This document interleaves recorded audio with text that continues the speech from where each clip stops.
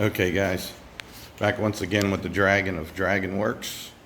And I guess what I'll do for those who are just here to see the cold start and to hear the thing run, I'm going to fire it up real quick and then I'll go over everything's from part 4 to where I am now.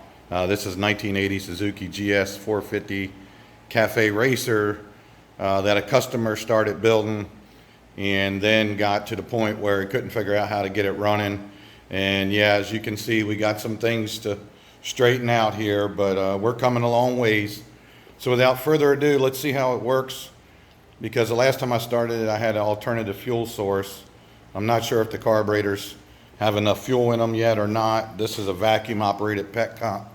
So anyway, it's on reserve. I'm not going to put it on prime right now. It may leak or something. We're just seeing how things work. I'm going to go with like a half a choke. I think that's about all it's going to need. And it'll probably start up and rev up, and I'll have to control it with the choke for a second until it runs on its own. That's my prediction. So without further ado, key on. And let's see.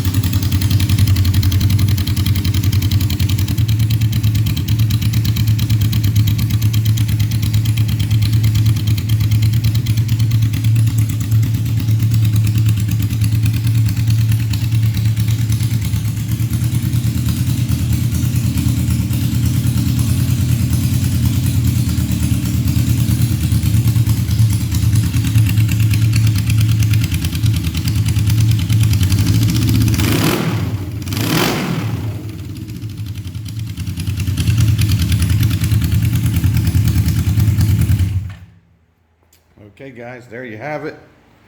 Dragon Works cold start. So yeah, if you haven't been following along, you're gonna have to back up, a couple videos here and catch up, but I'm gonna do another little recap here. But first of all, from where I left you guys yesterday, yesterday morning I shot a video of, I had it running, but then I had a whole bunch of stuff to do. So anyway, I went ahead and got the front brake working, which I had to flush all the old fluid out. I guess for some reason, I don't know why, but it was awful dirty in the master cylinder for being brand new. Blah, easy for you to say.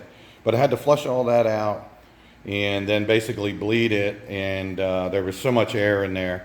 It took forever, but I finally got the front brake working, and then I went ahead to the back brake and got it all hooked back up. And because of some things changed around here, I had to kind of cock the angle of this piece to where I could get the right motion out of it. But anyway, got a really good back brake. So once we had it starting, running, stopping, we had to figure out about if it was going. And there was no clutch on the bike, and I was kind of worried that the clutch was bad, but mainly what it was is underneath here where your adjuster is. Okay, sorry. This was screwed all the way down for some reason. So there was no clutch up at the handle. So it was just like extremely out of adjustment. Somebody purposely screwed that down. I think they thought it might have had to be tightened or something. But we had no clutch whatsoever. So now we got perfect clutch. We got brakes. It runs. I put it up on the stand and I ran it through all the gears, and all the gears work. So basically At this point, it's ready to take for its very first test ride. So that's what I'm gonna do. I don't know if I don't have anybody to film me, so I might try to set the camera up here on the next video and maybe do a lap around the parking lot or something, or I don't know yet. We'll have to see about that, but I'm gonna try to get a test ride in. So that takes us to, wow, where are we at now? There's a lot of things that's got to be changed. The way the owner routed his lines, that's his hydraulic brake line there. See, everything changed obviously because he put on some different instruments and removed instruments, and the handlebars are different. So now, because on the L, they have those high handlebars. They almost look like mini 8s. So the cables are real long. If you keep the original cables, then you end up with all this excess cable everywhere. But right now they're all routed all kind of strange ways and twisted and turned, and so I got to get all that straightened out. And obviously now that we got the wiring figured out, now I got to get all this tied into the loom properly, figure out what else we're going to hook up here. We got some indicators, the horn, stuff like that, and we got to tidy up all the wiring and everything.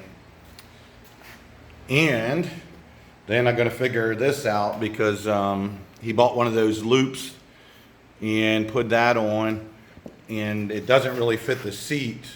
It's basically kind of like I did here. You gotta build the frame to fit the seat you're going to use. Like mine fits on there, and I think he just did the frame not knowing, you know, it's his first time, that it had to fit the seat.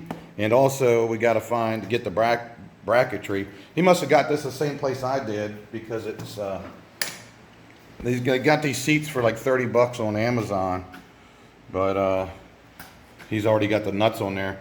But it comes with bracketry that you can mount it, so I got to find out where that is because he didn't send it with his stuff. So there's a bracket here that mounts. You can put it on the back here somewhere, and then on the front they give you a little clip that goes up underneath the frame, and they're really nice seats for $30. I used to make them myself, and they were costing me, you know, 150, 200 bucks to make a seat, and that's cheap. So these things are only like $30, and they're really nice actually. They're comfortable. They come with all the bracketry, so they're really cool. But anyway, we got to get all that stuff figured out yet, and some other things. There's a lot of little things that's got to be figured out, but it came a long ways.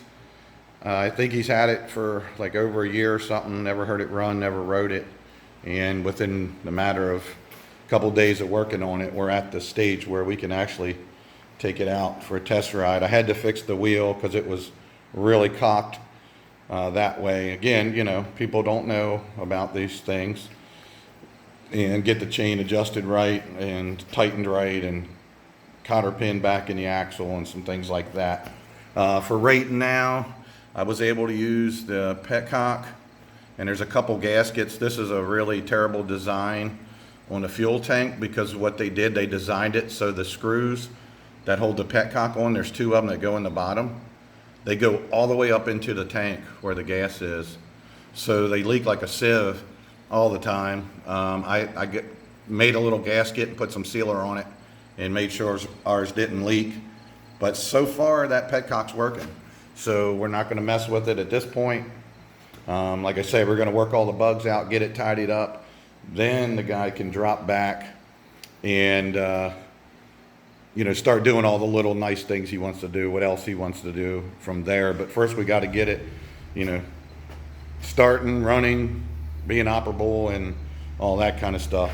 And then we can worry about, all the glamorous sides of it. So anyway, yeah, got little blinkers in here. I notice these keep coming out. I've got to figure out what's going on there, but these are his front blinkers. They slide up in the bars.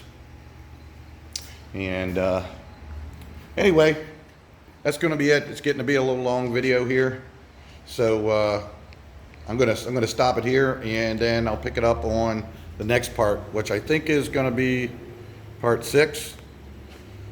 Oh heck, I can't even remember what parts I got now. part 5 or 6. I'll figure that out after I get done recording this. All right, guys, stay tuned. Peace out.